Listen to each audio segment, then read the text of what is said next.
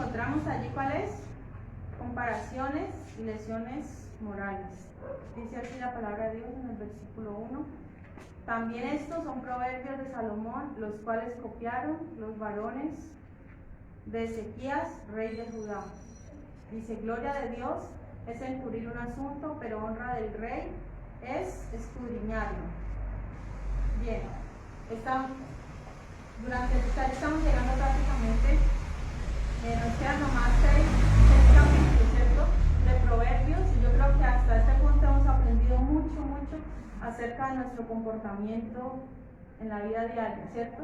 Entonces, lo más importante que es allí, aplicar ese mensaje, esa palabra. Yo sé que Dios nos redarguye, ¿cierto? Nos exhorta, nos anima. ¿Para qué? Para que obedezcamos lo que dice allí, ¿cierto? Y nos convirtamos en ¿qué? En hacedores de la palabra y no tan solamente oidores. Mire, en el libro de Reyes, capítulo 4, versículo 32, nos habla acerca de Salomón.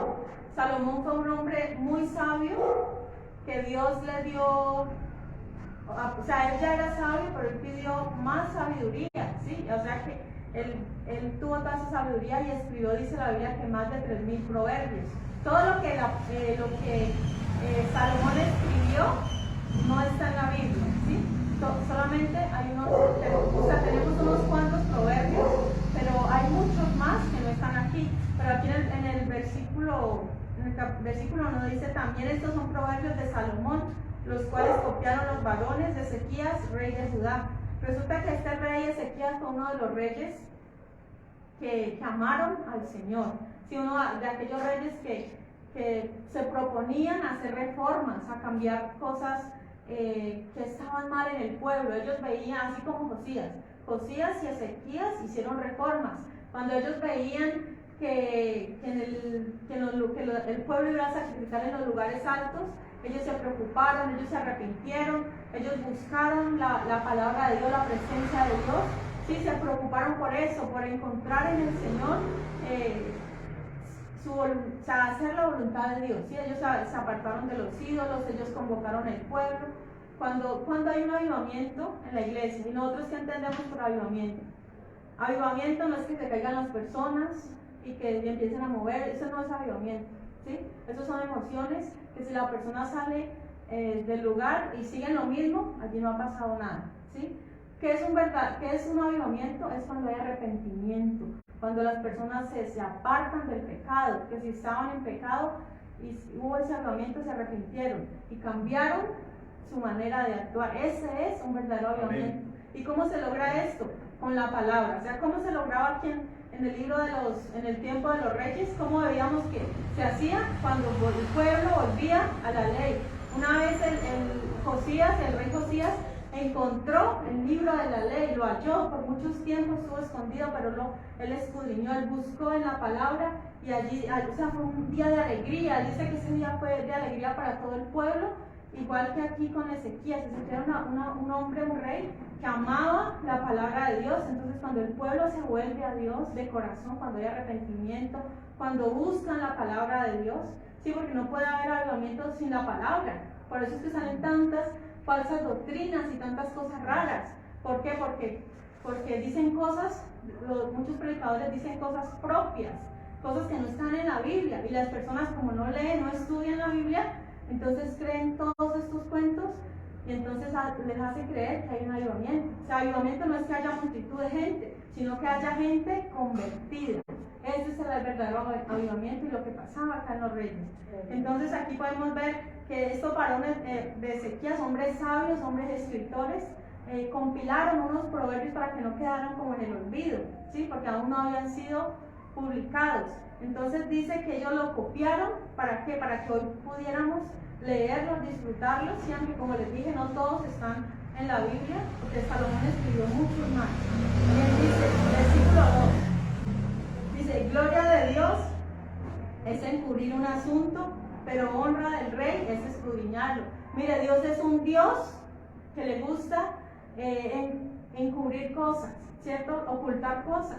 Pero hay una parte que Él la revela a sus hijos, ¿sí? No todo nos ha revelado. No, hay cosas que están en secreto, que están ocultas, que pertenecen a Dios, ¿sí? En los cielos, en la tierra, debajo de la tierra. O sea, hay cosas ocultas, hay lugares sin descubrir. ¿Sí? El ser humano, los científicos solamente acerca del, digamos, del núcleo de la tierra, ellos solo pueden suponer cosas, porque ellos no pueden viajar allá, o sea, nadie puede ir al núcleo de la tierra y decir cómo es. O sea, solamente se sabe es caliente, bueno, los estudios, ¿cierto? Es una masa que gira junto con la tierra, pero no pueden, incluso que en estos días ha salido una noticia, ¿cierto? Que el núcleo de la tierra como que está girando al revés, ¿cierto? Que como que se oculta. Bueno, eso, sin embargo no está comprobado, o sea, son solamente teorías. ¿Sí? ¿Por qué? Porque hay cosas que el hombre están ocultas para el hombre. El cielo, por ejemplo, para nosotros podemos ver solamente lo que la Biblia nos dice acerca del tercer cielo, ¿cierto? Que hay allá, que hay ángeles. Pero el apóstol Pablo dijo que él había visto cosas que ningún hombre podía, que nos dice cosas que ojo no vio, ni oído yo, ni han subido en corazón de hombre, es lo que Dios tiene preparado para sus hijos. Y él quería contar más, pero dice que no le fue dado de Dios, de parte de Dios, que lo revelara. O sea, que Dios tiene esos misterios. Sin embargo, todo lo que nosotros tenemos que saber acerca de la salvación está revelado.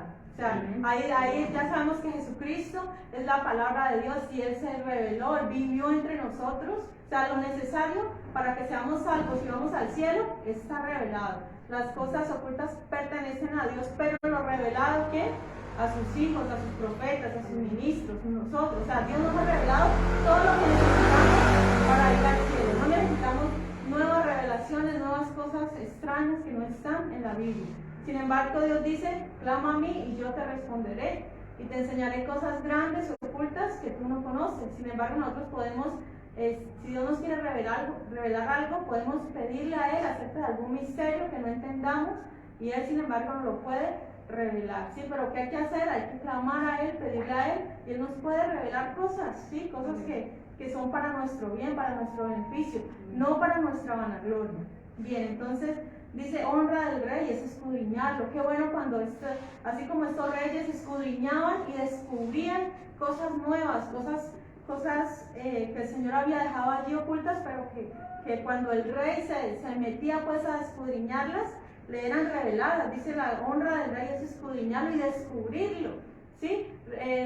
Recordemos el caso de Salomón, cuando vienen dos mujeres, ¿cierto? Con un solo niño, porque la una se acostó encima del niño y lo mató sin culpa, ¿cierto? Pero las dos decían que las dos eran la mamá del niño. Entonces, ¿qué le tocaba hacer al rey? Descubrir cuál era la verdadera madre, ¿cierto? Para poder hacer justicia y entregar el niño a la verdadera madre. Y el rey Salomón lo hizo como a través de la sabiduría que Dios le había entregado a él. Bien, versículo 3. Dice, para la altura de los cielos y para la profundidad de la tierra y para el corazón de los reyes no hay investigación. Lo mismo que yo les decía ahorita, ¿cierto? Que el hombre, el ser humano no ha llegado más. Mira, el ser humano, si es que ha llegado a la luna, ¿cierto? Si es que ha llegado, porque hay muchos que piensan que realmente el hombre no ha llegado, no se sabe, ¿cierto? Si es que ha llegado a la luna, no puede decir que ha llegado a Marte todavía, ¿cierto? No ha llegado más allá del sistema solar, porque el universo es vasto y el universo cada día se expande más y más se expande. O sea, es un sitio casi que infinito, el universo.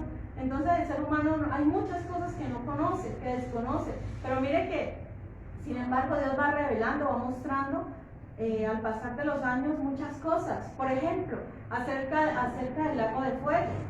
La Biblia no nos dice a dónde está el lago de fuego, ¿cierto? Nos dice que está el infierno, que está en el centro de la tierra, pero sí nos dice, pero sí podemos hoy en día saber que hay planetas que son prácticamente una lava, o sea, son océanos de fuego, son sitios, imagínense, que es como metal fundido, metal así como vidrio derretido, fundido, todo eso, o sea, son auténticos océanos de fuego. Entonces todos estos lugares que son horribles, incluso que la NASA le da miedo a esos lugares y le han dicho el infierno, pero nosotros sabemos que sería el lago de fuego, uno de esos tantos planetas, ¿sí? Que están más allá de nuestro sistema solar. Entonces, mire que cada vez se va revelando más y más que todo lo que está en la Biblia se cumple. Sí, podemos ver el lago de fuego puede estar allá en esos planetas, que el ser humano ni siquiera puede pensar en llegar a los lugares, ¿cierto? Y así, o sea, dice para la altura de los cielos y para la profundidad de la tierra, lo que hablamos ahorita, del núcleo de la tierra, los mares. Miren, el ser humano no conoce todo lo que son las profundidades del mar. El mar sigue siendo un misterio. El mar, hay lugares donde el ser humano no ha llegado, si no alcanza a llegar. La profundidad del mar es tan oscura que los seres allá son diferentes. Los animales, la fauna que vive allá no tienen ojos. ¿Por qué? Porque no van a ver nada, es demasiado oscuro. Y la Biblia también habla del abismo. Existe el abismo, ¿cierto? Que está también cerca del infierno, pero también hay un abismo acá en la tierra. O sea, son dos abismos. Entonces, mire, el planeta Tierra es un lugar lleno de misterios. Hay montes todavía a este tiempo y siguen descubriendo selvas que nadie había llegado, animales, especies de animales todavía. Sigue el ser humano descubriendo nuevas especies, descubriendo nuevos planetas, descubriendo plantas, animales, virus, cosas que están ahí ocultas, ¿sí? De la antigüedad. Entonces dice, y para el corazón de los reyes tampoco hay investigación.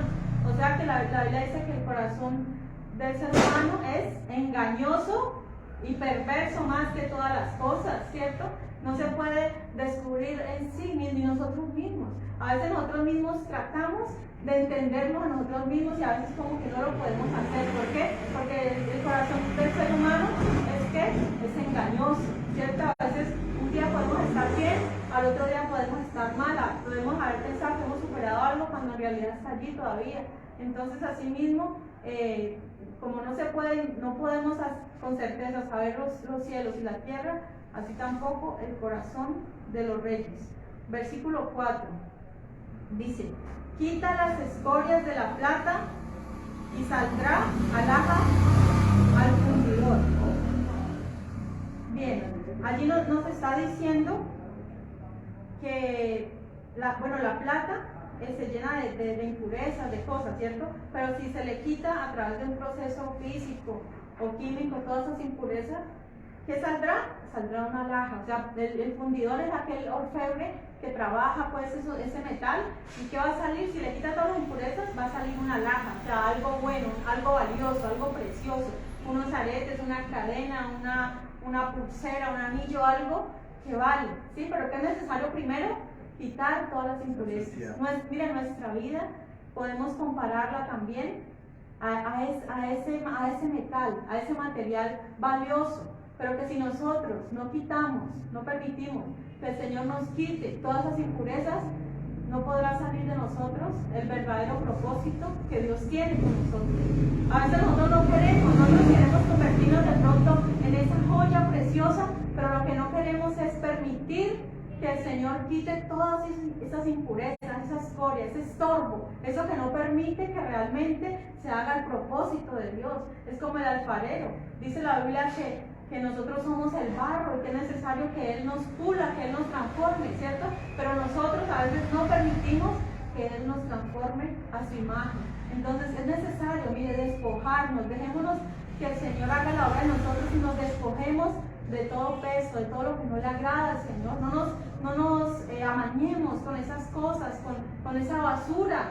Mira, el odio es basura en nuestra vida, el resentimiento, el chisme, la murmuración, todas esas cosas son impurezas que no las permitamos en nuestro corazón. Permitamos que el Señor quite todo eso y que podamos realmente cumplir con el propósito que Dios tiene para cada uno de nosotros. Pero es necesario nosotros debemos de disponernos realmente.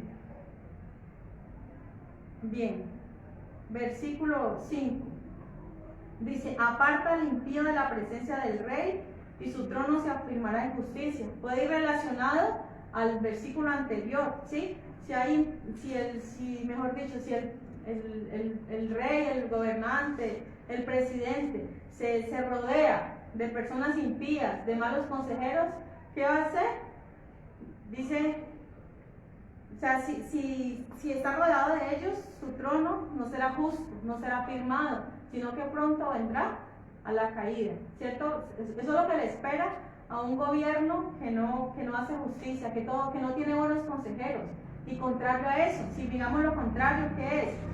Si un gobierno está rodeado de personas justas que sirven al Señor, su trono va a ser afirmado, como pasó con Nabucodonosor y el rey Darío, ¿quién estaba allí? Daniel estaba allí aconsejando, permitiendo que se hiciera justicia. Entonces su trono es afirmado. Sí, así mismo, o sea, del versículo anterior lo podemos unir para poder que el trono pues del rey sea afirmado. Versículo 6 dice: no te alabes delante del rey, ni estés en el lugar de los grandes, porque mejor es que se te diga sube acá, y no que seas humillado delante del príncipe a quien han mirado tus ojos. Entonces allí también está diciendo que no pretendamos ocupar un lugar que no nos corresponde. Y Jesús también habló de esto, ¿sí? ¿Sí recuerdan? Que habían unos hombres que llegaron a un lugar y ellos querían ocupar las primeras sillas, hacerse adelante, pero Jesús le dijo: no hagan eso, no busquen ustedes hacerse allá adelante. ¿Por qué? Porque ¿qué tal que usted se haga allá adelante y ese puesto está reservado para alguien más noble, ¿cierto? Que usted, y que cuando usted se esté ahí sentado y llegue el dueño, ¿cierto? El anfitrión, y le diga: mira, haz que allá que ese puesto ya está reservado. ¿Qué va a pasar? Una gran vergüenza, ¿cierto? Y le va a tocar ir calladito, hacerse por allá atrás. Y Jesús dijo: no, en cambio ustedes cuando lleguen a un lugar así importante, un lugar que hayan invitado, háganse allá atrás, háganse por allá lejos, que cuando llegue el anfitrión, el dueño, el que los invitó, les diga: ven, ¿qué haces por allá? Ven hacia acá. Entonces ahí serás honrado, recibirás honra delante de los que te ven y no vergüenza.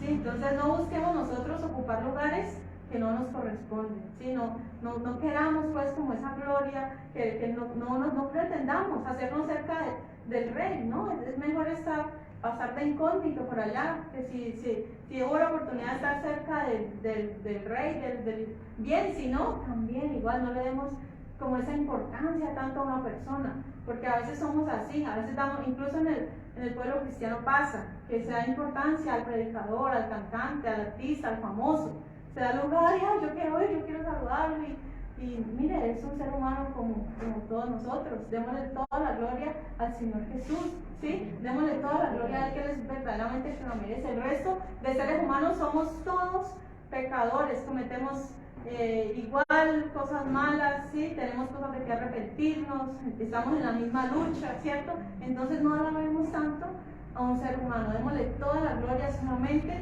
al que verdaderamente la merece. Bien, entonces es mejor no ser humillado, sino es mejor ser honrado.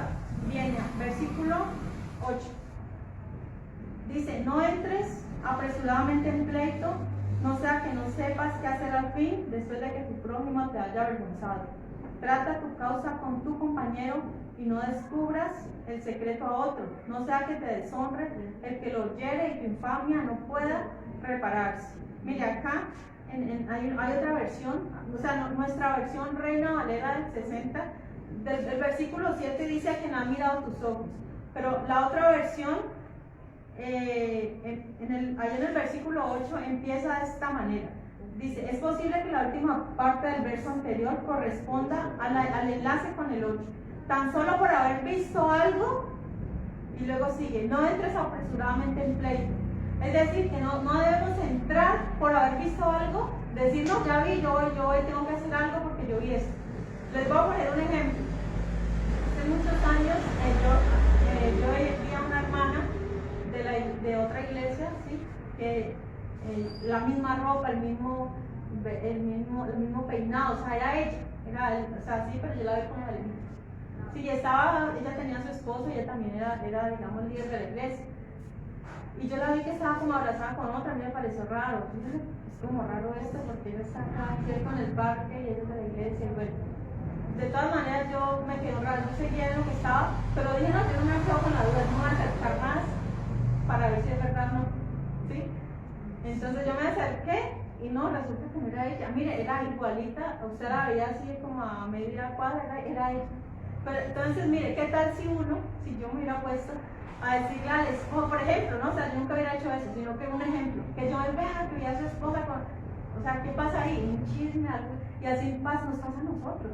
A veces nos parece, ay, este será tal, y juzgamos así como a nuestro parecer, pero no investigamos realmente si es así. Y si fuera así, hay cosas que no nos corresponden a nosotros descubrir, ¿sí? Dios no nos ha puesto como jueces. Sin embargo, si es un hermano de la iglesia y podemos llamarle la atención, debemos hacerlo como lo dice la Biblia, ¿cierto?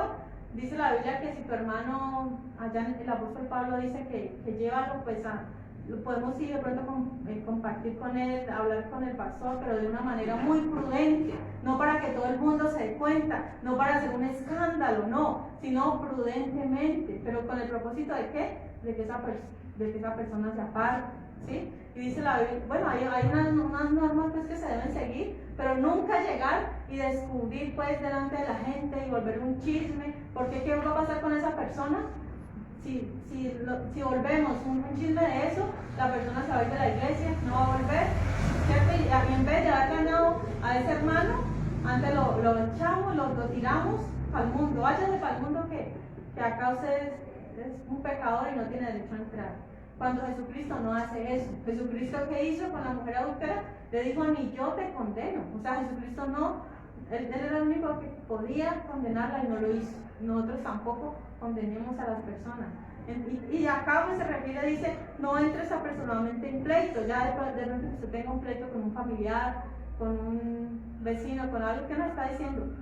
O sea, evite al máximo un pleito legal, ¿cierto? Y evite, Jesucristo también lo dijo, evita llevar antes de ir corriendo a los tribunales, reconsidéralo y considera ponerte a cuentas con esa persona. No sea que esa persona te lleve al juez, después al alguacil y te haga pagar hasta lo último, ¿cierto? Entonces, ¿qué debemos hacer? No entrar apresuradamente en pleito, reconciliarnos con el adversario, o sea, reconciliarnos. Es mejor la conciliación que los pleitos, es mejor, ¿cierto? Porque no sabemos qué va a pasar allá en el tribunal, y el apóstol Pablo también les dijo, ¿ustedes por qué entre cristianos se llevan a juicio? No hagan eso, ¿cierto? El apóstol Pablo dice, ¿no sabe que ustedes van a juzgar el mundo? Eso les está diciendo. Entonces, miren, ahí ese versículo tiene como parte del misterio. ¿De qué manera nosotros vamos a juzgar al mundo? Eso es un misterio ahí, que yo cuando sobre el juicio ante el trono blanco, dije, bueno, nosotros estamos del lado de acá. ¿Será que es que nosotros nos toca de pronto a alguien que le hablamos de Cristo y esa persona no se arrepintió, desobedeció? ¿Será que nos tocará a nosotros decirle de alguna manera, mire, yo le hablé, yo le dije? O sea, no lo sabemos, pero la Biblia sí dice que nosotros vamos a juzgar el mundo. Eso sí lo dice la Biblia y lo pueden buscar. Bien, entonces dice, ¿por qué no se debe ir apresuradamente en pleito? Dicen, porque tal vez no sepas qué hacer. O sea, se empiece un pleito y no sabe al final qué va a hacer y se va a quedar como avergonzado, ¿cierto? Dice, trata tu causa con tu compañero y no descubras el secreto a otro. ¿Sí? No hay necesidad de divulgarlo, de volver pues de una bolita de nieve, volverla pues en una gran avalancha. No, es mejor la prudencia y no a los pleitos. Dice, y no sea que te deshonre el que te oyere y tu infamia no pueda repararse. ¿Por qué? Porque entonces ya lo van a tener a usted como chismoso, como pleitero, y ya van a querer que, no, yo no quiero hablar con esto, no van a querer tener ningún trato con nosotros. ¿Por qué? Por chismosos, por peleones, por pleiteros. Si evitemos al máximo los pleitos, evitemos al máximo, no nos metamos en cosas que no nos corresponden, ¿sí? Evitémoslo, o sea, no nos entrometamos en asuntos ajenos, y si es correspondiente a nosotros, evitemos al máximo pelear con esa persona, sí, evitemos lo que está diciendo la Biblia. Bien, estamos ahí en el versículo 11, dice, manzana de oro con figuras de plata es la palabra dicha como conviene. Y el 12 dice, como zarcillo de oro y joyel de oro fino es el que reprende al sabio que tiene oído dócil. Bueno, ahí manzana de oro puede referirse como una naranja, ¿sí? Que es una fruta común en el pueblo de Israel. Dice con figuras de plata, es la palabra dicha como conviene. Hace una comparación. Qué bueno, o sea, si la manzana de por sí es buena, ¿cierto? ¿Cómo será adornada con figuras de plata? Aún mejor. ¿Y a qué la está comparando esa manzana deseable? A la palabra dicha como conviene. Si nosotros necesitamos un consejo, si necesitamos decirle algo a alguien, es necesario hacerlo. Sí, algunos hablan de crítica constructiva, ¿sí? Bueno, algunas personas dicen, no, que la crítica constructiva no existe, pero miren, si uno le habla con amor a alguien para que corrija algo, no es porque lo odie, sino porque desea que esa persona realmente corrija y mejore, ¿sí? Si vemos que alguien está cometiendo un error, ¿qué debemos hacer nosotros? Digámosle de la buena manera. ¿El objetivo cuál es? El objetivo es que salga del error, ¿cierto? Pero hay que saber el momento exacto y la manera de decirlo, ¿sí? No se trata de hablarle bien en un tono grosero, un tono de arrogancia, un tono de prepotencia. ¿Por qué? Porque eso no le va a servir a la persona. Antes lo que va a hacer es ¿qué? Es destruirla, es rechazar esa palabra. No, hay que saber hablar. En el libro de Colosenses 4:6 dice que nuestras palabras sean agradables, sazonadas con sal. O sea, que sepamos la manera de decirle a alguien lo que tengamos que decirlo. ¿Por qué? Porque va a ser algo bueno, va a ser algo que ayude a nuestro hermano. Bien, y dice como zarcillo de oro y joyel de oro fino es el que reprende al sabio que tiene oídos. Igualmente, al que se reprende es a quién, al sabio. Recordemos que al sabio no se le dan azotes como al necio, ¿cierto? La Biblia dice que los azotes son ¿para quién? Para las espaldas del necio, para el hijo que avergüenza, pero para el sabio ¿qué es? Simplemente basta con una reprensión, basta con una palabra de amonestación para que esa persona que tiene oído dócil escuche y cambie su actitud. Bien, versículo 13 dice, como frío de nieve en tiempo de la siega, así es el mensajero fiel a los que lo envían, pues el alma de su Señor da refrigerio. En el pueblo de Israel, en las más altas montañas del monte Hermón, se cubría de nieve, ¿sí? ¿Qué hacían el pueblo de Israel? ¿Qué hacían ellos? Ellos llegaban. Mire, el ser humano es muy inteligente. Antes de que existiera la nevera, el congelador y todo eso, ya existían métodos para guardar el hielo, o sea, para tener ahí el hielo, para tenerlo durante todo el año. Si ellos cogían en cuevas o hacían un pozo, abrían pues un hueco, metían ahí el hielo, la nieve, luego lo cubrían pues con tierra, con algún elemento que les permitiera conservar ese frío, todo ese hielo, o en cuevas, allá lo metían todo. ¿Y qué pasaba? En el tiempo de la siega, que era cuando más calor hacía, podían disfrutar de una bebida fría, refrescante. Y por eso dice allí, dice como frío de nieve en tiempo de la siega, así es el mensajero fiel a los que lo envían, pues su alma de su Señor da refrigerio. Entonces, así como se podía disfrutar de una bebida bien fría que refrescara, así cuando tenemos sed, yo creo que todos hemos sentido sed, esa sed que, ay, qué rico un vaso, no queremos nada más, no queremos gaseosa, no queremos, sino un vaso de agua fresco, frío, ¿cierto? Entonces, así mismo, dice que es un mensajero fiel, alguien que es fiel, alguien que no le cambia el sentido a las palabras, ¿sí? Al mensaje, alguien que cumple fielmente. Nosotros hoy en día sabemos de ese jueguito que jugábamos cuando éramos pequeños, el teléfono roto, ¿cierto? Acá se decía una cosa y al final ¿qué pasaba? Totalmente distorsionado el mensaje, ¿cierto? En alguna parte el mensaje cambió, ¿cierto? Y al final ¿fueron fieles los mensajeros? No, ¿cierto? Para nada fieles, cambiaron. ¿Y qué pasó? Se dañó totalmente el sentido. Pero si una persona es fiel al mensaje y permite pues que llegue como es, dice que el Señor estará muy contento porque dirá, qué bueno es que me llega el mensaje bien. Pero qué tal que usted mande a decir un mensaje con alguien y esa persona lo cambie, ¿cierto? Y ya se forma como un problema. Qué horrible, ¿cierto? Que le malinterpreten a uno una intención que uno tiene de enviar un mensaje, ¿cierto? Y que se le cambie el sentido. Y ahí se vuelve un malentendido, un chisme, un pleito, o sea, levantar contienda donde no las hay. ¿Por qué? Por ser infiel al mensaje. O sea, es necesario que la fidelidad del mensaje. Bien, y nosotros debemos, para el mensaje de Jesucristo, debemos ser aún más fieles. o sea, llevar el mensaje de Jesucristo tal y como es, ¿sí? En la evangelización no es necesario no es necesario hablar más de las otras religiones. O sea, nosotros para hablar de Jesucristo no tenemos que decir, tal vez, no, o sea, eso no es tan importante. Lo importante que es hablar de Jesucristo, su muerte, su resurrección, que lo confesemos a Él. Ese es el propósito del mensaje, no cambiar el sentido. Bien, versículo 14. Dice, como nubes y viento sin lluvia, así es el hombre que se jacta de falsa liberalidad. Bueno, así como cuando uno está en verano y ve de pronto una nube, ¿cierto? Y ay, qué bueno que lloviera, ¿cierto? Y esas nubes se pasan por encima de uno, pero de repente las vio que se fueron y no traían agua. Se desilusiona, yo quería que lloviera, necesitamos agua, estamos en sequía, ¿cierto? Y usted quería que lloviera, pero no llovió, ¿cierto?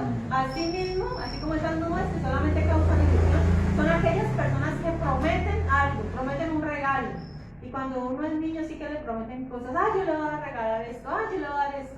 Y uno de niño se ilusiona, y bueno, de adultos también, ¿cierto? Si nos dicen que nos van a dar algo, también nos ilusionamos, ¿sí o no? Pero si esa persona no nos cumple, ¿qué pasó? O sea, crea como, no, pues me engañaron, me trolearon, bueno, ¿sí o no? Pero entonces hay personas así, hay personas que son expertas en prometerle a usted lo que nunca le van a dar. Si le prometen, vea, yo le voy a regalar, yo teníamos un hermano de la iglesia, de otra iglesia, que él los prometía, vea, que yo le voy a regalar esto, que deme su talla, que de vestido, que deme, y siempre a toda hora era prometiendo cosas, y al final no cumplía nada, ¿sí? Él prometió a una que era amiga, yo la voy a llevar a Estados Unidos, y ella feliz, sí, me va a llevar, está haciendo la vuelta, nada, por ningún lado. Entonces esas personas siempre se jactan de que les van a dar, de que dan mucho, yo voy a dar, yo voy a ser el que mando, y ni siquiera son capaces de despojarse de lo más mínimo. Entonces es como una falsedad, ¿sí? Es prometer lo que nunca van a cumplir. Bien, versículo 15 dice, con larga paciencia se aplaca el príncipe y la lengua blanda quebranta los huesos. O sea que es necesario tener paciencia. ¿Para qué? Para aplacar el príncipe. O sea, por ejemplo, cuando usted tiene una petición, tiene algo que hacer, y usted necesita que esa persona como que le ayude en eso, ¿sí? Le ayude. ¿Qué necesita usted? Armarse de paciencia para estarle de alguna manera pidiendo, mire, esto es necesario, por esto, por ejemplo, para que salga algún cambio importante. Sí, estas personas que han permitido que se firmen decretos a favor de los derechos humanos, ¿qué les ha tocado? Ser persistentes, tener paciencia, la lucha por lograr cosas importantes, ¿sí? En derechos de personas. ¿Cómo se ha logrado? Con paciencia, y así se han ganado muchas batallas. Dice, y la lengua blanda quebranta los huesos. Mira, la lengua es un músculo que no tiene ningún hueso, sin embargo puede romper el hueso, ¿cierto? Es lo que está diciendo. Es decir, que si nuestras palabras son suaves, podemos lograr muchas cosas, ¿sí? O sea, que hablemos bien de palabras agradables para poder lograr grandes cosas. Versículo 16 dice, hallaste miel, come lo que te basta, no sea que hastiado de ella la vomites. Bien, habla de la miel, ya habíamos hablado en el capítulo anterior de la miel, ¿cierto? Que la miel es algo dulce, algo agradable, es algo común en el pueblo de Israel, tanto que la Biblia dice que Canaán sería una tierra que fluiría leche y miel, y así es. Allí ellos andaban y naturalmente encontraban miel en las piedras. Incluso Sansón creo que fue el que encontró miel en un cadáver de un burro, ¿cierto? De un animal, y sin embargo no se la comió. O sea, la miel era muy común, ¿sí? Fluía leche y miel, ese era algo literal también, ¿cierto? Ese lugar. Pero ¿qué pasaba? Si uno empieza a comer, yo sé que la miel es rica, ¿cierto? Es deliciosa, pero si uno empieza a comer por cucharadas, ¿qué va a pasar? Se va a hastiar, ¿cierto? Y lo que dice ahí, se vas a vomitar. O sea, coma solo, dice, comes lo que te basta, no sea que hastiado de ella la vomites. Y no solamente pasa con la miel, ¿cierto? Sino con otras cosas, ¿sí? Que a veces queremos sacarle gusto a algo hasta que ya no más. No, o sea, todo habla de qué? De la moderación. Tenemos que ser moderados en todos los aspectos de nuestra vida, ¿sí? Si algo nos gusta mucho, por ejemplo, si nos gustara mucho la torta fría, por ejemplo, a mí me gusta mucho la torta fría, pero si me compro una torta grandísima y tengo para toda la semana, al final de la semana, ¿qué va a pasar? Ya no voy a querer más. Y yo creo que a todos nos pasa. Usted puede decir, ay, no, yo nunca me voy a hacer de tal cosa. Por ejemplo, la hamburguesa. Cómame todos los días una hamburguesa, una por la mañana, una por la tarde. Y a ver cuánto tiempo ya no va a querer más hamburguesa. Y es real, lo que más nos gusta. Si le damos palo a una canción, nos gusta mucho una canción, y la escuchamos una, dos, tres veces, después ya, no, ya no la quiero escuchar, porque ya le saqué tanto el gusto que ya me asqueó. Y así es todo, ya todo debemos hacerlo con moderación. Versículo 17 dice: detén tu pie de la casa de tu vecino, no sea que hastiado de ti te aborrezca. También nosotros podemos hastiar a las personas, a los vecinos, a los familiares, si queremos mantener metidos en la casa de ellos. Hay gente que no se da cuenta de eso. Sí, hay gente que no se da cuenta de que su presencia incomoda. O sea, nosotros obviamente podemos visitar a un familiar, y somos bienvenidos, ¿cierto? Somos bienvenidos la primera vez. En la semana acá, que volvió otra, bueno, que llegó la hora del almuerzo. O sea, no seamos imprudentes, ¿cierto? Estar llegando a la hora del almuerzo. ¿Por qué? Porque vamos a causar molestia, incomodidad. Y mucho menos si vamos a la casa de nuestro familiar, vecino, amigo, mucho menos nos metamos en lo que no nos interesa, ¿cierto? ¿Por qué? Porque las personas normalmente quieren guardar su privacidad, sus cosas ahí, y si nosotros estamos allí como incomodándoles, que no dejamos hablar, que nos metemos en lo que no nos importa, ¿qué va a pasar? Esa persona va a decir, pero ese todo el tiempo está acá metido, ya debería traer la cama para acá. Sí, mire que yo en la casa de mi abuela había una vecina que todos los días iba allá, y yo decía, ay, Dios mío, bendito, ellos no sé, ellos no se cansan, ya como que acostumbraron de que ella vivía allá todo el tiempo. Yo pensaba, uy, no, a mí sí que no me van a dar eso, porque a mí sí me incomodaría mucho que todos los días esté mi vecina en la casa. No, o sea, ya es como parte de la casa, no, o sea, hay que respetar y debemos ser prudentes, ¿sí? No ser sin oficio, que yo creo que cada uno de nosotros tenemos ocupaciones, ¿cierto? Tenemos cosas que hacer en nuestra casa como para andar en las casas de nuestro vecino, o sea, si no se refiere a que no visitemos nunca, no, podemos hacer una visita y seremos bienvenidos, pero ya esperemos ya otro mes, otro año, ¿cierto? Hacer la visita. Bien, dice versículo 18: martillo y cuchillo y saeta aguda es el hombre que habla contra su prójimo falso testimonio.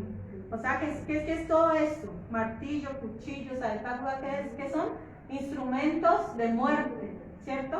Aquella persona que dice que es falso, es también, pues se puede decir que es un homicida, ¿cierto? Que es un asesino. ¿Por qué? Porque está diciendo así todos esos instrumentos que pueden ser utilizados para el mal, el cuchillo, la lanza, ¿cierto? Entonces la Biblia se habla mucho de esto, de testigos falsos, de personas que hablan mal en contra de otros. Y el versículo 19 dice: como diente roto y pie descoyuntado es la confianza en el prevaricador en tiempo de angustia. No sé cuántos de ustedes han tenido un diente roto y se han confiado de que está ahí, o que necesite, que de pronto usted esté como maldito del pie y tuve que salir corriendo, ¿cierto? O sea, es incómodo. ¿Por qué? Porque no nos va a responder. Pero ¿qué es lo que está diciendo? Así, confiar en ellos, así es el que pone la confianza en la persona infiel, en la persona que no es fiel a la palabra de Dios, ¿cierto? Es infiel a cualquier persona. Mire que dice es la confianza del prevaricador en tiempo de angustia. Un versículo que encontramos contrario a este, ¿cuál sería? Proverbios 17:17, ¿qué dice? En todo tiempo ama al amigo y es como un hermano en tiempo de angustia. Entonces mire que esta persona infiel, esta persona no se puede confiar en ella. En los momentos más difíciles lo va a dejar a usted decepcionado, abandonado. Mientras que un hermano, un amigo, ya sabemos quién es más fiel para nosotros. ¿Qué amigo es fiel? Es Jesucristo. Cristo. O sea, Él está en todo momento, en todo tiempo, en los momentos de angustia, pero también hay personas con las cuales nosotros podemos contar en tiempos de angustia. Entonces, portémonos fielmente, seamos buenos amigos, buenas personas, sí, que las personas por lo menos puedan confiar cuando más ellos nos necesitan, que nosotros, o sea, podamos ser fieles y no infieles, que no se sirva pues para nada en el momento dado.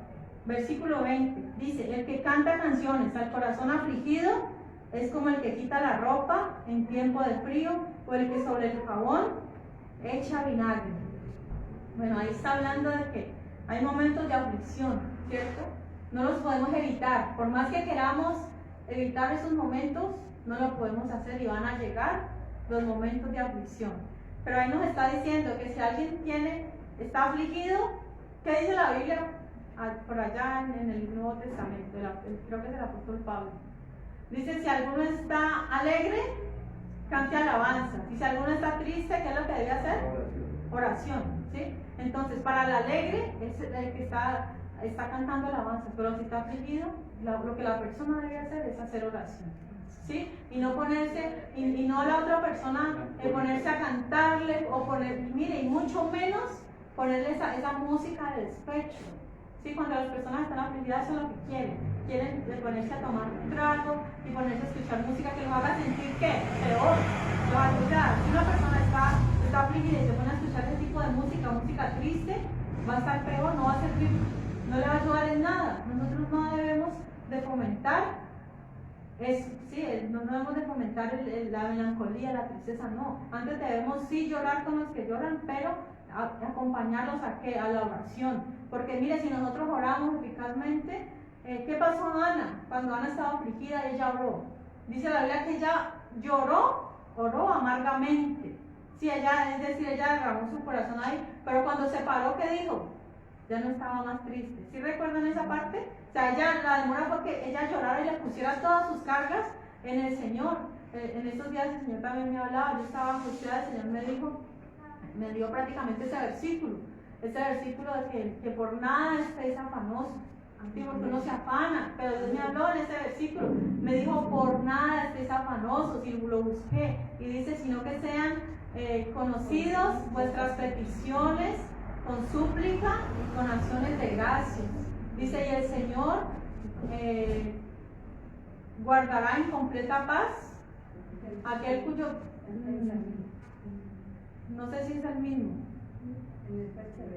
pero creo que es el mismo, ¿cierto? Pero el Señor me habló claramente. O sea, que si estaba angustiada, no tenía por qué estar preocupada, porque a veces uno se piensa que todo lo tiene que hacer uno. No, cuando uno está angustiado, afligido, lo que uno tiene que hacer es que poner todo en manos de Dios. O sea, póngalo en oración, que Dios es el que haga. O sea, no se preocupe más allá de lo que usted no puede hacer. El que debe hacer las cosas es Dios. Dejemos en Él, depositemos en Él nuestras cargas, porque Él nos dice, Él nos puede sostener. Si alzaré mis ojos a los montes, ¿y de quién viene mi socorro? Mi socorro viene de Jehová, que hizo los cielos y la tierra. Mire, Dios siempre nos está hablando a través de su palabra, y ese fue el tema que vimos el domingo, ¿cierto? Que hay una palabra rema para cada uno de nosotros, pero ¿qué debemos hacer? Buscarla en la Biblia, leer la Biblia. Si todos los días leemos la Biblia, hay más probabilidades de que Dios nos hable. Pero si la dejamos a un lado, o sea, queremos que Dios nos hable, sí, pero sin la palabra. O sea, sin la palabra no hay avivamiento. Sin la palabra no hay manera de que Dios nos hable si no tenemos la palabra en nuestro corazón. Volvámonos a la escritura, volvámonos a la palabra. ¿Sí? Porque le recuerdo un poquito del tema del domingo anterior. Mi pueblo fue destruido porque le faltó conocimiento, y la Biblia es la fuente de todo conocimiento. Entonces volvámonos a ella para que Dios nos hable en esos momentos de angustia, ¿cierto? Y estamos ahí hablando acerca del que canta canciones al corazón afligido, es como el que quita la ropa en tiempo de frío. Sí, cuando usted tiene frío, antes debe vestirse lo más que pueda y no que le quiten la ropa, ¿cierto? No dejar la ropa por ahí tirada, no, al contrario, usted no sea el que quite la ropa al que la necesita. Dice: o como el que sobre jabón echa vinagre. La otra versión dice: o como que le echa vinagre a la herida, o como echarle limón a una herida, ¿sí? Le va a hacer arder, o sea, no es conveniente. Entonces igualmente ayudemos al que lo necesita, pero de la manera adecuada. Bien, versículo 21 dice: si el que te aborrece tuviere hambre, dale de comer pan, y si tuviere sed, dale de beber agua, porque ascuas amontonarás sobre su cabeza y Jehová te lo pagará. Bueno, este versículo pues es bastante difícil, ¿sí? Es uno, yo creo, muy controversial, porque bueno, ya sabemos el 21, sí, ya sabemos que la Biblia nos dice que si tu enemigo, que es el que te aborrece, tiene hambre, ¿qué debemos hacer nosotros?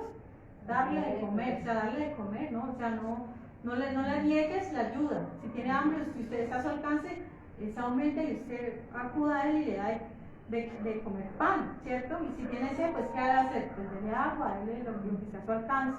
O sea, no lo deje con hambre y con sed, ¿cierto? La Biblia nos habla de ¿qué? De una compasión hacia los demás, ¿cierto? Y lo que dijo Jesús, no solamente amar a los amigos, sino amar también a los enemigos, ¿cierto? Porque el Señor dijo, porque si ustedes aman a los que los aman, entonces ¿qué recompensa o qué demás han hecho? ¿Qué han hecho de bueno?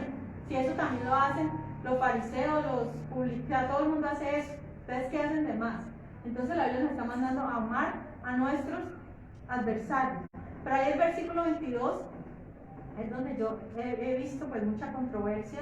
Algunos dicen, no, lo que pasa es que esto se refiere a que va a recibir más castigo en el infierno, que se va a quemar más, ¿cierto? Que todo está para el día del juicio. Es una interpretación, ¿cierto? Que de pronto lo hemos escuchado, pero probablemente no se trate de eso. Mira, había una costumbre en el pueblo de Israel que era, muchas cosas las cargaban en la cabeza, o sea, en canastas y cargaban cosas, ¿sí? Las mujeres. Había una costumbre de coger brasas de carbón, ¿sí? Y como encendidas para ayudar, para compartirla, digamos en tiempo de invierno, ¿sí? Cuando se necesita de una brasa para prender el fuego, ¿sí? Entonces como que se repartía, había alguien que le ayudaba a un muchacho, a esta persona que llevaba las brasas y la repartía a cada casa, ¿sí? Entonces es como amontonar las brasas sobre la cabeza, o sea, se puede referir como un modismo hebreo, una costumbre hebrea que hacían. En nuestro vocabulario, ¿cómo diríamos nosotros? ¿Cómo trataríamos de decir eso? Hacer que le arda la cara, o sea, que se le caiga como la cara de la pena a la persona. O sea, si usted hace eso a su enemigo, esa persona se va a sentir como avergonzada, ¿cierto? Entonces se le va a caer la baja, pero yo tanto mal que le hago y sin embargo él no me paga de la misma manera y como que se sonroja, ¿sí? Entonces ahí están los dos posibles significados, ¿sí? Los unos piensan, como les digo, que se trata del juicio que va a amontonar para el día final, ¿sí? Y sobre ellos, aunque nosotros no deseamos el juicio, porque la Biblia dice mía la venganza, nosotros no deseamos la venganza, no deseamos ver a nuestros enemigos en el infierno, ¿no? Al contrario, antes nosotros queremos que ellos se arrepientan y que no vayan a ir a ese lugar. O sea, ese debe ser nuestro sano propósito. Y no hacerlo para decir, si yo le hago el bien, entonces le va a ir mal a él más adelante y yo lo voy a... No, o sea, ese no es el propósito. Al contrario, la compasión debe estar en nosotros y de todo corazón debemos amar a esas personas y no querer que ellos vayan a parar al lago de fuego. O sea, ese no debe ser nunca nuestro propósito, ¿sí? Entonces ahí están los dos puntos, ¿sí? O que se refiere a ese, o sea, no lo sé a ciencia cierta cuál de los dos es, pero ahí les dejo pues la inquietud. Lo único que sí estamos seguros es que debemos amar a las personas y ayudarles en cuanto esté a nuestro alcance. Eso sí es una realidad. Este proverbio también lo dijo el Señor Jesús y lo dice por allá en Romanos, también está, o sea, hay más versículos que dicen lo mismo. Bien, dice y Jehová te lo pagará, o sea que Jehová paga, Jehová recompensa cuando hacemos bien al que nos ha hecho mal. Versículo 23, dice, el viento del norte ahuyenta la lluvia y el rostro airado la lengua detractora. O sea, cuando viene un viento del norte, ¿qué hace? Se lleva la lluvia, no hay nada. Dice, y el rostro airado la lengua detractora. Quiere decir que para que el chisme se propague, ¿qué se necesitan? Oídos. Si nosotros estamos dispuestos si somos como esos receptores de los chismes, entonces el chisme se va a multiplicar. Pero ¿qué pasa? Si usted le viene a contar un chisme y a usted no le gusta y usted mira mal, usted muestra seriedad, ¿qué va a pasar? Esa persona no va a poder contarle más chisme, sino que esa persona dice, ay no, perdón, ya. ¿Qué nos está diciendo? Que nosotros, si alguien nos viene a comentar chismes, a decir cosas de otro, a hablar más de otro, ¿qué debemos hacer nosotros?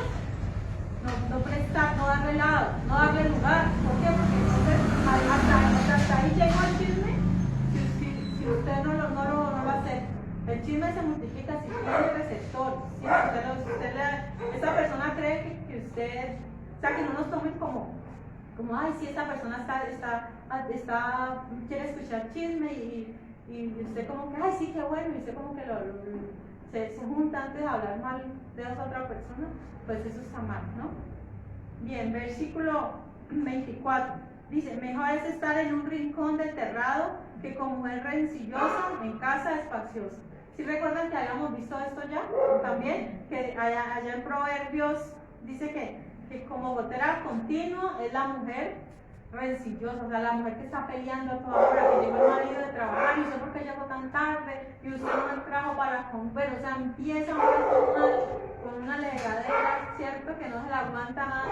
¿Qué hace el esposo? El esposo dice, no, yo mejor voy a dormir por allá arriba y se pone unos francas que no, y dice, por ahí, escucha quitar, pero es mejor, o sea, mire, el terrado no es un lugar muy bueno, ¿cierto? Para dormir, ¿por qué? Porque de noche hay frío, está la deriva, ¿cierto? Pueden venir moscos, arañas, o sea, todo lo malo que puede llover, se puede mojar, o sea, muchas cosas pueden pasar en el terrado. Sin embargo, es mejor estar allí que con mujer que llega a pelear toda la noche, ¿cierto? Entonces la Biblia nos habla, ustedes dicen, no, yo estoy libre de eso, pues qué bueno, pero la Biblia le habla también a la mujer cristiana, ¿cierto?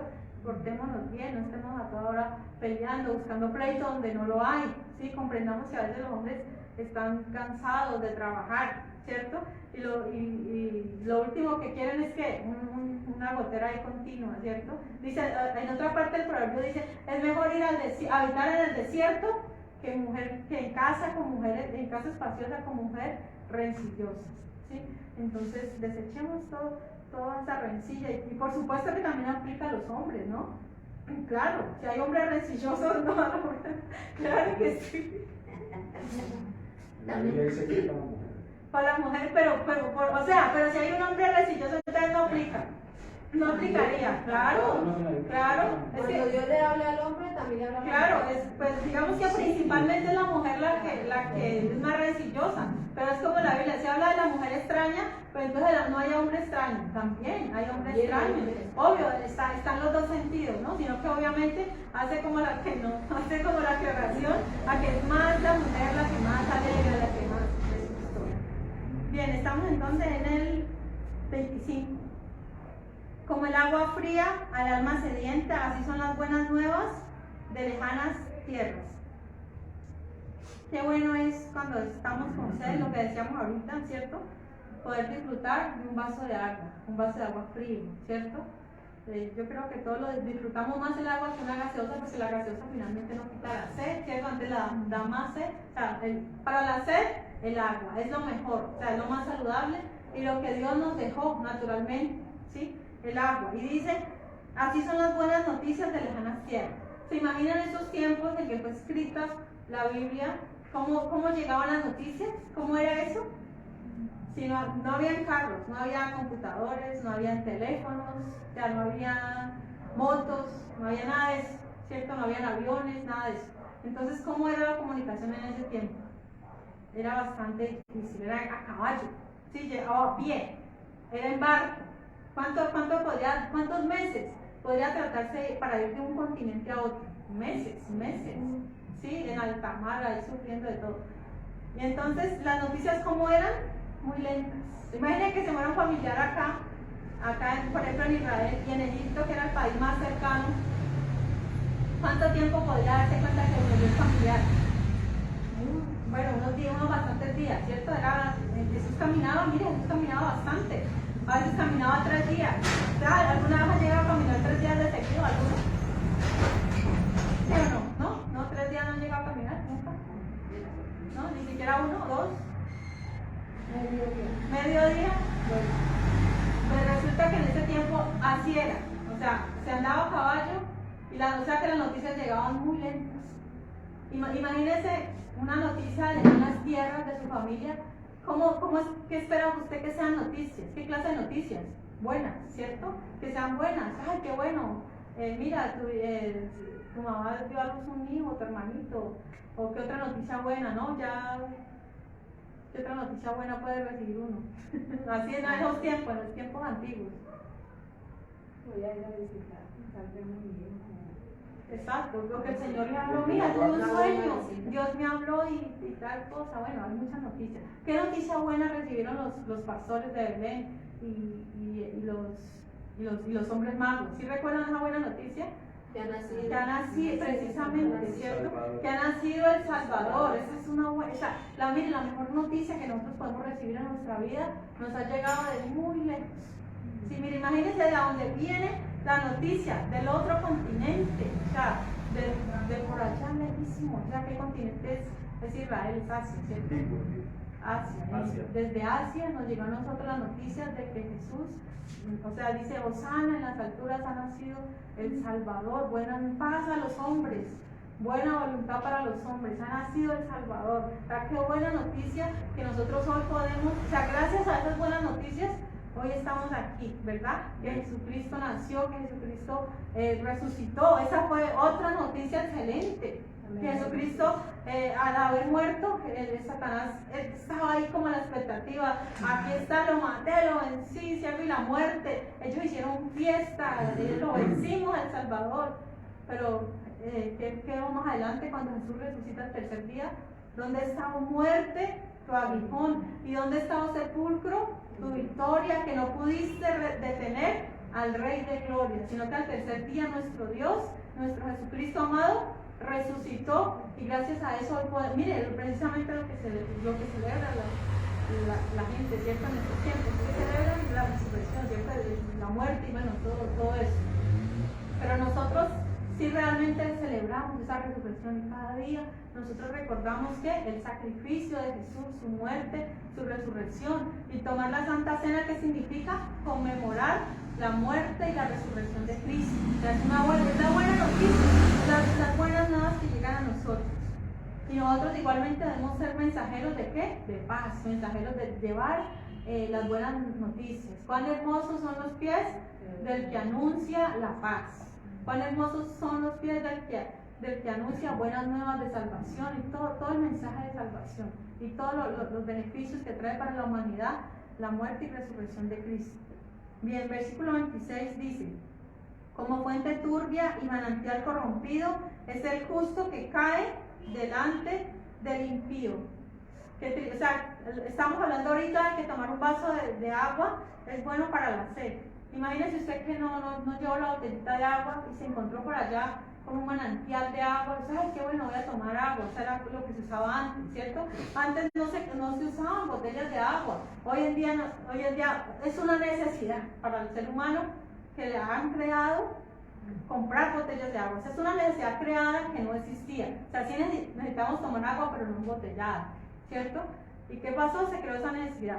Y usted imagínese que va por ese manantial de agua pura y de repente no alcanzó usted a sustraer el agua pura al manantial, sino que ya llegó turbia, ya se mojó el agua. Es algo muy malo, ¿cierto? Debe quedar con la sed. Pero así dice la Biblia, que como fuente turbia y manantial corrompido es el justo que cae delante del impío.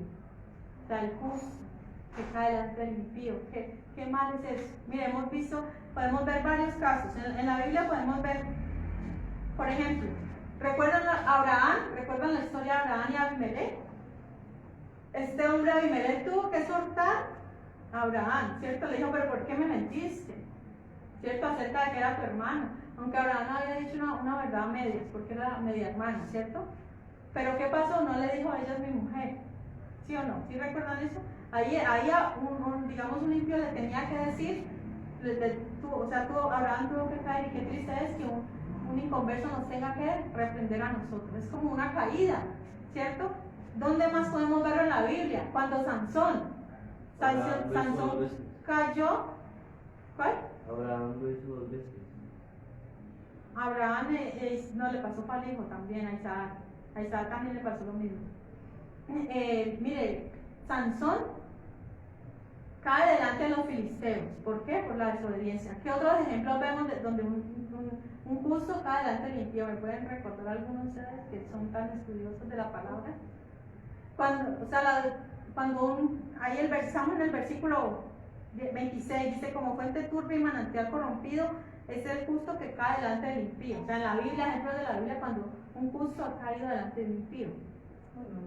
Cuando me metió con las mujeres. Salomón, exacto, pero es específicamente, bueno, sí, pero digamos que cayó delante de quién. De esa mujer, porque él dice que ya adoró los exacto, adoró a todos los dioses, fue tras de los dioses. O sea, imagínense eso, Salomón yendo a adorar a los dioses que cuando José lo metieron a la cárcel porque lo acusaron injustamente. Pero ahí no cayó él ahí. No. O sea, ahí cuando está la caída delante del impío. Ah, no, ya. Por ejemplo, cuando Pedro negó al Señor delante de los impíos, lo negó. O sea, fue algo grave.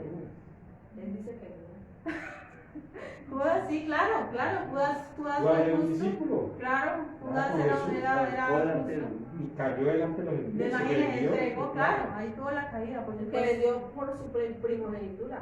Es Esaú.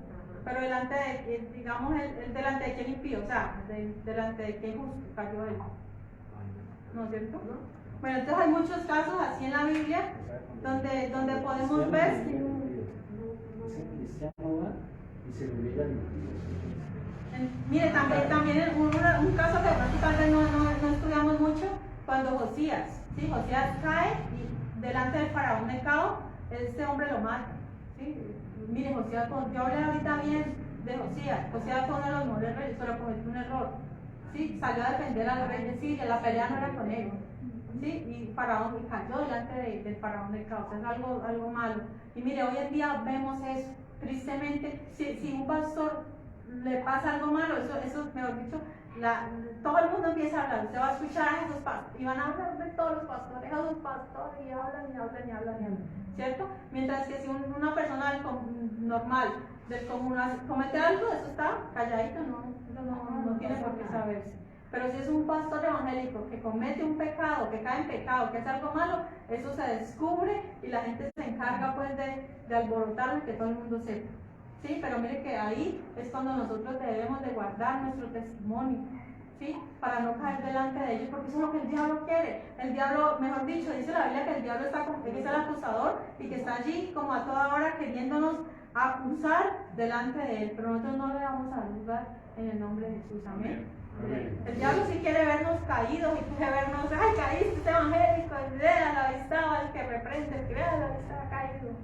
Ahí está mirando a la otra y si hace lo posible lo graban, vea, aquí subamos a internet, este es el pastor y lo graban, ahí lo suben, lo publican. Hoy en día pasa eso, que hay un programa que cambia el rostro a la persona y a pastores le ha pasado eso, que lo han mostrado con prostitutas y en cosas y lo han a pastores. O sea, lo revelan, mientras que si es otra persona la tapan para no mostrar, mientras es pastor, así lo más público posible, o sea, para hacer escarnio de ellos, exacto. Bien, versículo 27, dice: comer mucha miel no es bueno, ni el buscar la propia gloria es gloria. Ya habíamos hablado de que la miel, aunque no es muy buena, comer demasiada miel no es bueno, pero tampoco buscar la gloria propia. O sea, nosotros como cristianos, como hijos de Dios, no debemos estar buscando el aplauso, porque eso nos tiende a pasar a nosotros. Queremos que nos reconozcan, vea el pastor tal, eso han puesto títulos hoy en día, el apóstol, la profeta, títulos que realmente no, o sea, mire, los ministerios, Querubín Giovanna. los ministerios no son títulos, no, los ministerios no son títulos. Yo ya recibí el título de pastor, de apóstol, de profeta, o sea, hoy en día se utiliza mucho eso. El pastor ya ascendió a apóstol y a la esposa a profeta, o sea, piensan que son títulos cuando no es así. El ministerio no es un título, sino que son funciones, o sea, funciones, ese es el ministerio. Y el ser humano que busca la gloria propia, la alabanza. Pero ¿qué dice la Biblia? Que no debemos de ser así. ¿Qué dijo Juan el Bautista? Es necesario que yo mengue para que crezca. O sea, el único que debe recibir toda la gloria, ¿quién es? Jesús. El Señor Jesús. Él siempre.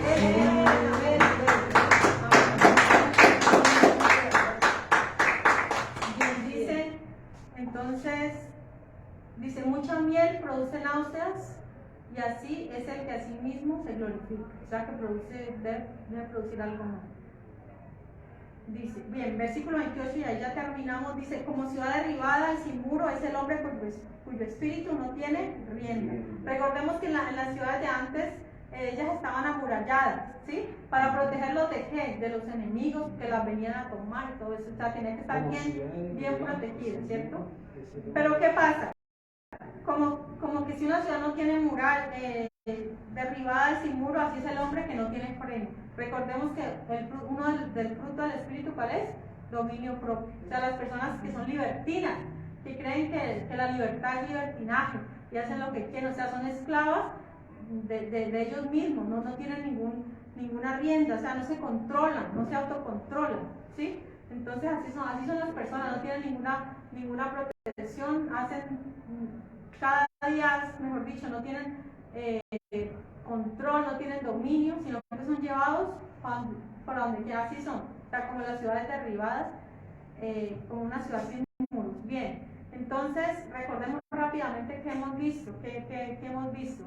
Primeramente que estos fueron proverbios compilados por los sabios del rey Ezequiel, que también son de Salomón, sí, pero que ellos le dieron importante y los compilaron nuevamente. ¿Qué más podemos recordar? Acerca de la miel, ¿cierto? Nos habla de los excesos, de la moderación que tenemos que tener en todas las cosas. Nos habla de la paciencia, ¿cierto? Para poder lograr cosas. De las personas que prometen regalos y no dan nada, ¿sí? Que el invierno.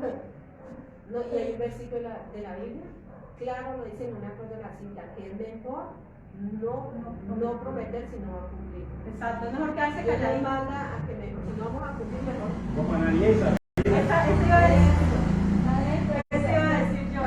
Ananías y Zafira, mire, a ellos nadie los mandó a que se pusieran a decir, ay, sí, yo voy a vender mi casa y yo voy a dar todo, ¿cierto? A ellos nadie los mandó, ellos solitos. Claro que hay más que todo uno comprometerse con el Señor. Exacto. Eso, Por mí me ha pasado. Ay, no, Promesa y a veces por allá uno como que... Pues mire, ¿qué hago yo? Yo no volví a prometer nada. es mejor. Yo solamente lo prometo algo a Dios cuando lo va a cumplir inmediatamente. Yo, sí, te prometo llegar a orar por tal persona y entonces ahí no, ahí. Hasta que no lo hago no quedo. Pero yo que prometer cosas que al futuro, que nunca me va a alejar de tal cosa, que no, eso nunca, porque la Biblia dice que Él no se agrada de los Pero insensatos. mire, discúlpeme. Mire, yo hace tiempo, 2 años, 3, no me acuerdo años. Entonces, que tuve una cosa pues muy difícil, entonces le prometí al Señor como promesa, los domingos hasta mediodía la ayuno, ¿entiendes? Hasta mediodía. Que ha sido maravilloso, una respuesta espectacular.